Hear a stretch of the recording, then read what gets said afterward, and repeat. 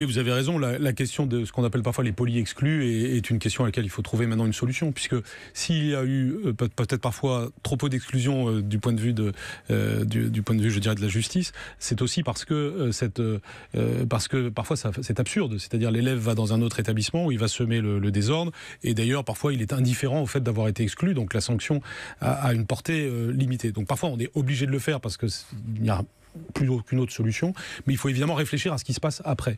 D'où une des grandes pistes de réflexion, là encore, qui sera précisée mardi, mais qui est d'avoir des structures dédiées plus importantes.